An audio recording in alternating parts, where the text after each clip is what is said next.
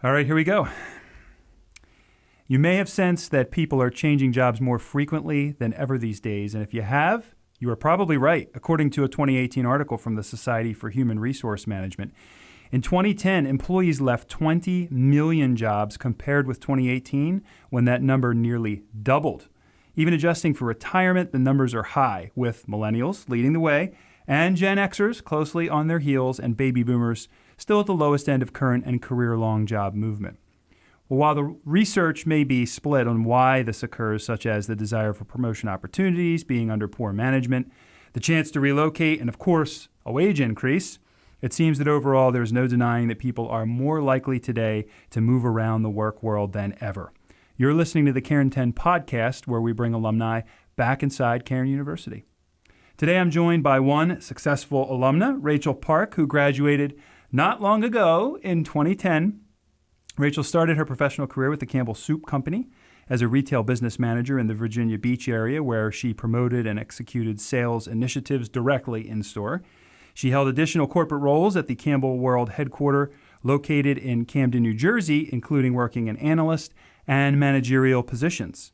In 2014, Rachel took a promotion which allowed her to relocate to Campbell's field office in Northern California, and her most recent role was Senior Regional Manager in the San Francisco region. Today we welcome Rachel to discuss how she came to Cairn, what her career with Campbell Soup Company involved, and what she has experienced around the subject of job change and just what all of this has been like. And this podcast today is a conversation starter, and I hope that we can revisit some more specific advice for any of our alumni considering a job change at a future date. But for today, we want to talk a bit about these issues and a whole lot more. And because of that, I am really I am really happy to welcome you, Rachel, to the podcast. Thanks for coming by. Thank you for having me. I'm so excited. It feels a little weird to be back on campus, but it's refreshing too. You know, I wish I was wearing a backpack so I can feel like I'm a student again.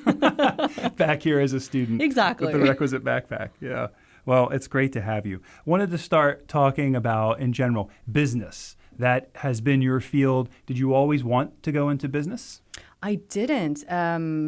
I think when people look at my career now, they think it was pretty intentional, pretty mapped out. But honestly, I can say probably 90% of it was not intended, nothing that I had ever planned for. And when I came to PBU/Cairn, the biggest motivation was the dual level degree program. So initially, I was looking into the counseling program. I think it was a big deal to be able to get your master's simultaneously with your undergraduate degree. It's a time saver, it's a money saver, a lot of different good things about it.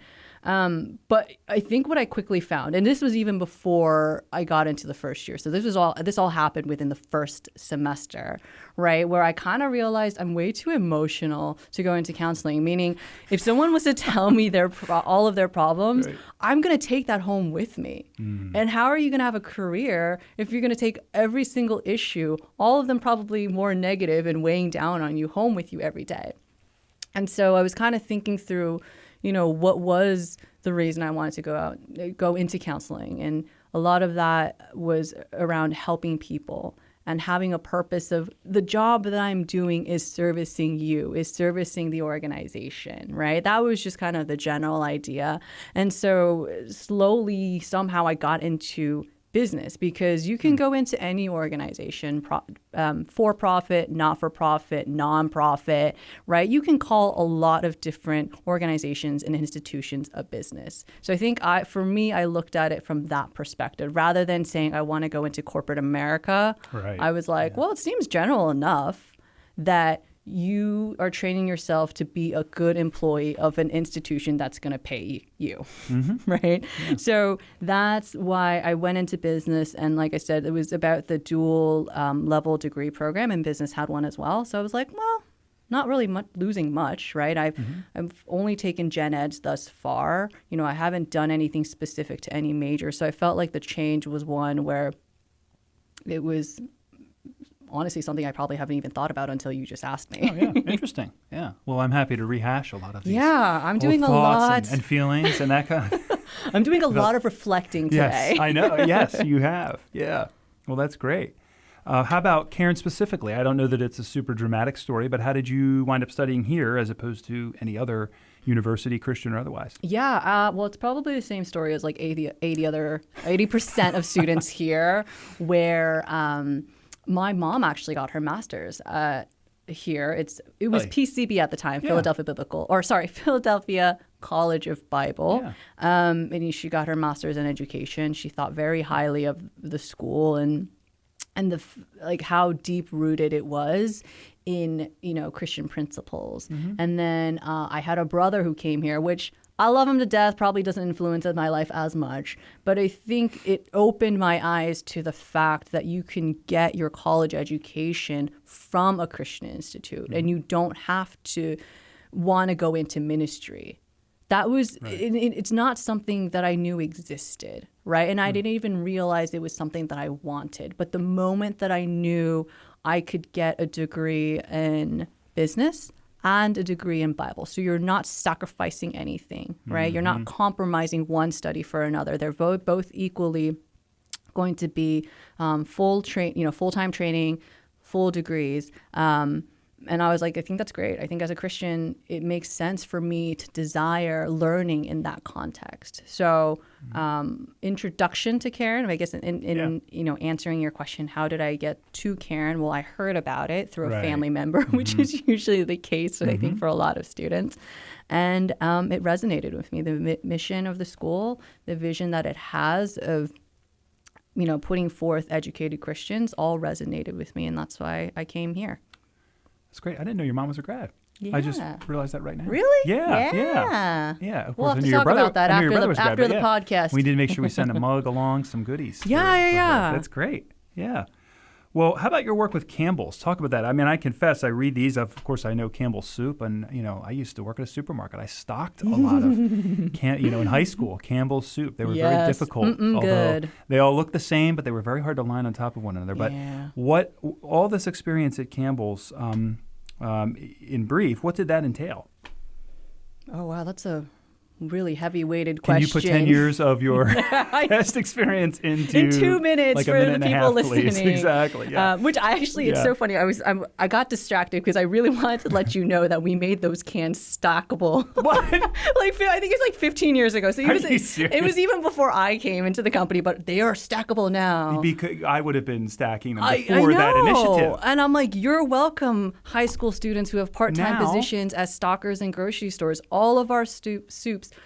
Our canned soups are all stackable. This is a major sidebar. They may have to edit this whole part out, but I have to tell you, they were the bane of my existence. I know. Because one wrong touch and the entire pile would collapse. And that was like, ladies would be reaching back behind, to try to get something, and they'd knock the whole thing over. So. You have, and especially now, right? One of our bigger consumers are baby boomers and elderly folks. And you have 80-year-old women trying to reach like a 20-ounce can. I mean, that's like a lawsuit waiting to happen. Yes. Yeah. And even for me, because I started my career in the field, I've had instances, even though they're stackable, cans fall on my head or fall on me. And so I know the pain.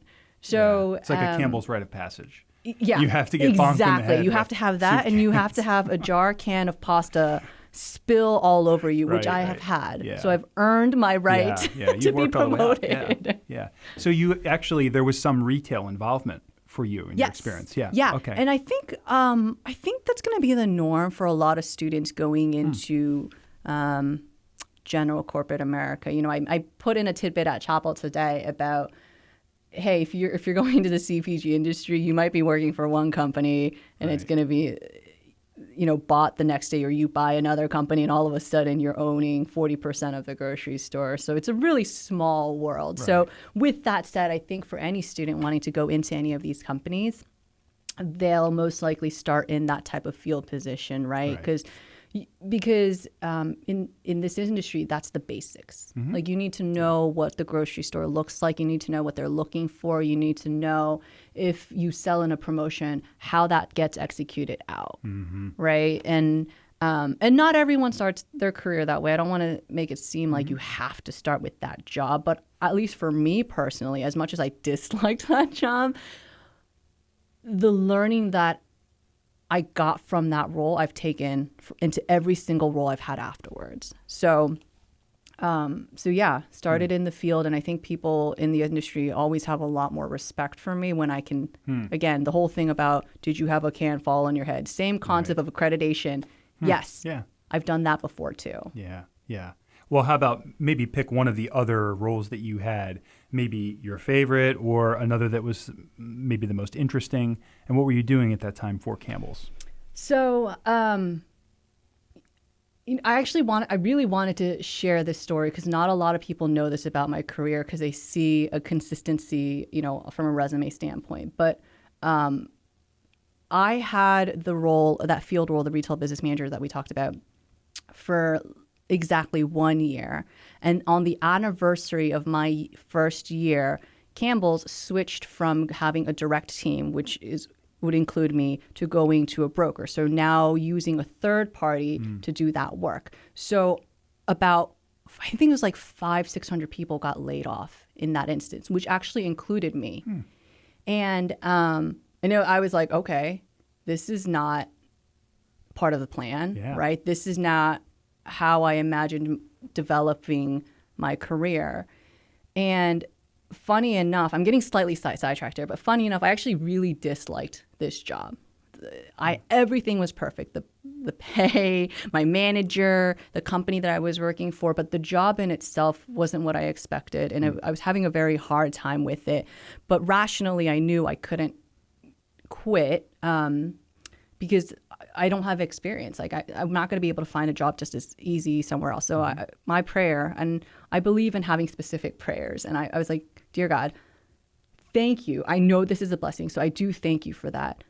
Just get me through 1 year.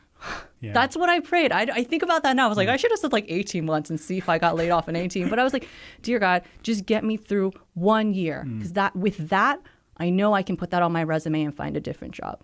Less than that, I don't think I can. Right. So I said, just get me through a year. And oh my gosh, anniversary of first year, I get on a phone call, 600 people are laid off. And I remember hanging up the phone and I was like, dear God, again, thank you for everything that you give me, but this was not what I meant.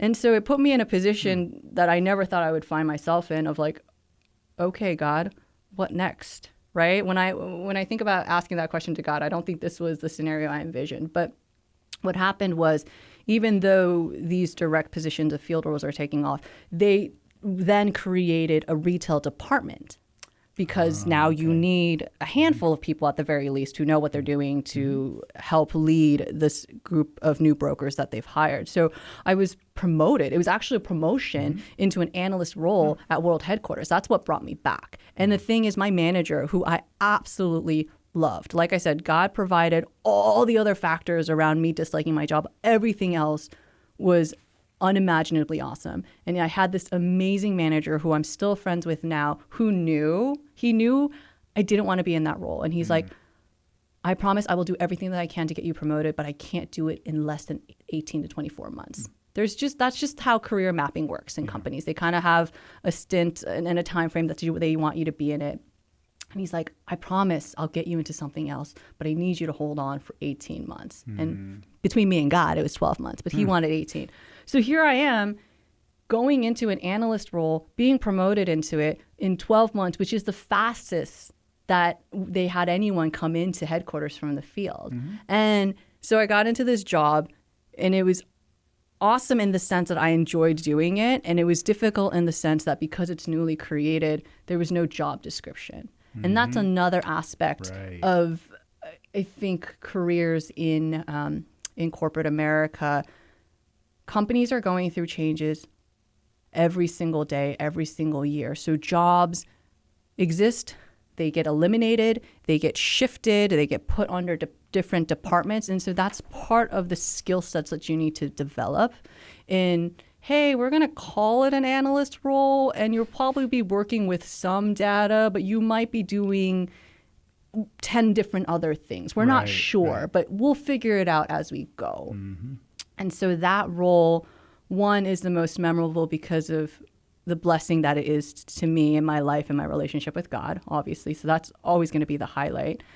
Secondly, it's memorable because it's an example of it's a glimpse of all the roles I've had in the future where we're flying the plane without the GPS.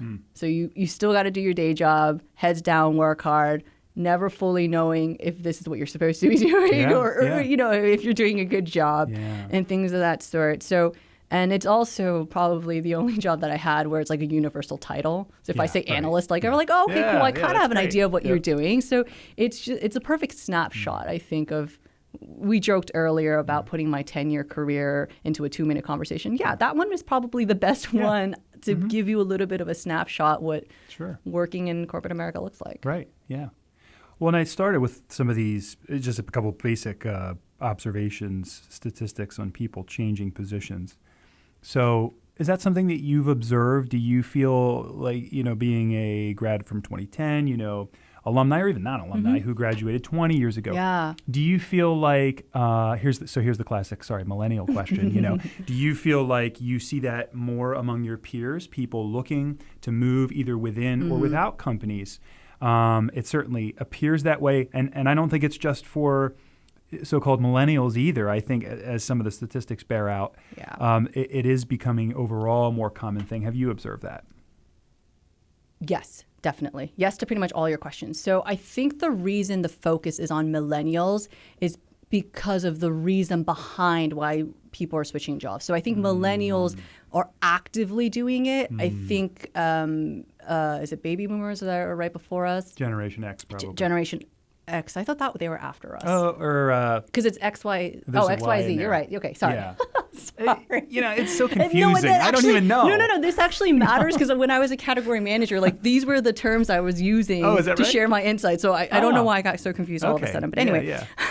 Yeah. So millennials actively choose to be purposeful about the next job they find. I think for baby boomers and probably Gen Xers, they're forced into that. So what I mentioned earlier about companies restructuring, in the almost 10 years that I've been at Campbell's, there's been a restructure every single year, which translates to, corporate America terms, layoffs, right? And sometimes we've had more than one. Yeah, people in being one forced year. out. Exactly. Yeah. And so I'm actually a unicorn in that I am a millennial and that I've been with the company for so long because you don't see that. 10 years is so long. 10 years is so long. Yeah. Oh my goodness. That's crazy. And it is crazy. It's absolutely crazy.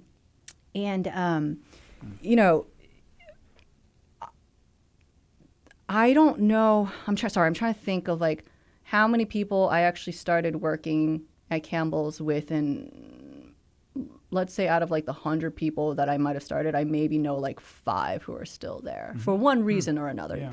And I think the examples that you outlined at the beginning of, hey, here's what research says of why people leave, I think they're all true.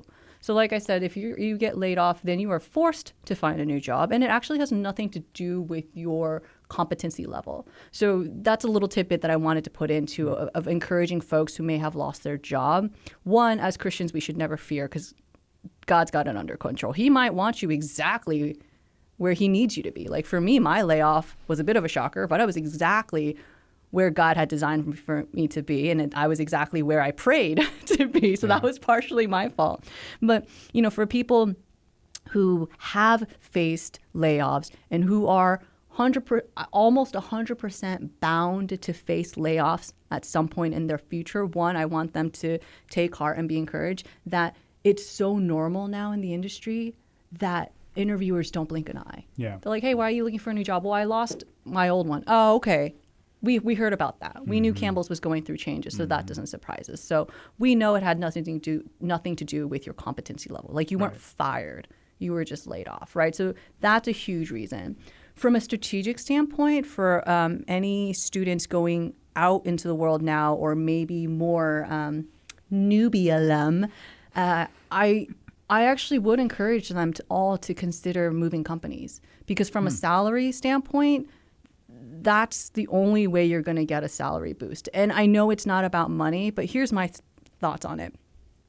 It's never about money. I know that. But that does not mean you should not be paid competitively, because we are all doing the same work. We're working just as hard. So you're doing a disservice to yourself and the work that you're doing by being willing to not be paid as well or, competitively just because you want to make sure it's not about the money. I think that's a whole different conversation you're having about God, right? Because he's not going to be like, you shouldn't make money. He's just saying, when you have money, how are you using it? How are you prioritizing it? Where do I fall in that, right? So from a strategic advice standpoint, don't jump, obviously, year after year from one company to another. That doesn't look good on paper. But after 2-3 years, if you're like, you know what, I want to try a different role, and none of the roles I want to go into are open here, and another company has one, go there. Or, maybe you're like, hey, I initially was aligned with the vision of this company, but I don't think that's where the world is going now. I don't think that's where we're trending. So I want to go to a different company that I think is more forward thinking. Right. So I really want to make sure people feel very comfortable and very confident about moving jobs. Like I said, be smart about it. It doesn't look good on paper that if you've only been in a role 8 months and then you jump, and you've been in a role a year and you jump. Although I have friends who are amazing employees who have a resume that looks like that because they're in, especially out in California, right? We have a lot of startups. So they join a company, it gets bought, it gets sold, or whatnot. So then it's technically like getting laid off, and so they have to find something else. So just make sure it's not cookie cutter, because if you're in an industry like I said of startups or anything entrepreneurial, it is possible that you're going to be in a job for 6 months, 8 months, and then have to change to another one. But I guess bottom line, long story longer, my conclusion is I don't think it's a bad thing. I think it's the new norm, and we have to be ready to embrace that. We have to be ready to adapt to that. Yeah. Well, you hit that final question well. I didn't even ask it. My question was going to be about, advice for people who are in that position. Yeah. And that's some great counsel and observation. Well, thanks for coming in. We appreciate it, Rachel. Thanks for being here. And thanks, alumni, for listening. I would really like for you to join in on the conversation here. That's one of our intentions. So I'd encourage you to post your own thoughts on this issue anywhere below where you see this podcast. And feel free to let us know if you have specific questions that we can try to provide professional answers through other podcasts like this. As I mentioned, this is really a conversation starter. It's a much larger issue. We have people at all different perspectives and spectrums of the career. Maybe if we have some from Generation X like myself, or someone who is on the other end of the spectrum, they may have a different perspective, but it's great to have yours today, Rachel. We have deep networks here at Cairn, and I have no doubt that we have experts associated with us who could help tackle any questions you have, so you can feel free to let us know what they may be regarding these subjects. After all, you are our alumni, and this is one of our top priorities at Cairn, to be a resource to you. So please do let us know how we can help you. Thanks for listening, and do stay tuned for Rachel's own Cairn 10. She's been preparing diligently. Cut that out, Dave. She's been preparing diligently. I am so ready. So ready. You ready to move? Let's do it. All right. Now, there is one of these that you get an extended answer on. Did you notice that down there? Are we talking about number 3, where it's 2 questions? So. Yeah. But I only put one word. You get that's fine. But good. Wow. And people can just on the ball. I'm sure they're going to relate to my answers, so I don't think I need to expand on it. You were on the ball. Okay. Here we go. Who was your favorite professor? Professor Hardesty. Which book did you read during your time that had the greatest impact on you? Good Intentions. Who was the author? Oh, I don't know. Oh, okay. Should I look it up? No, that's fine. Yeah, I was just curious. What spot on campus do you remember the most fondly, and why? The pond. Which class rocked you most at the core, and you do get a because if you want it on this one? Personal finance.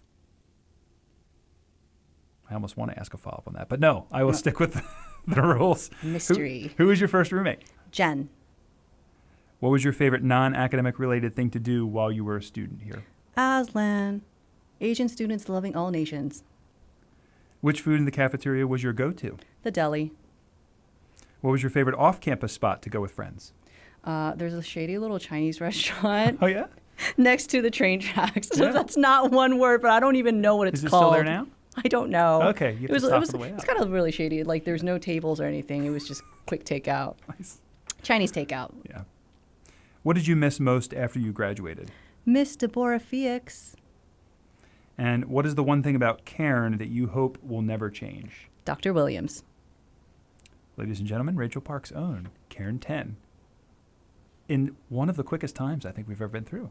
Pretty good, That's right? great. I was Exactly, ready. yeah. I was ready. Yeah, awesome. Well, that's great. Thanks. Thank you. Yeah, that's everything.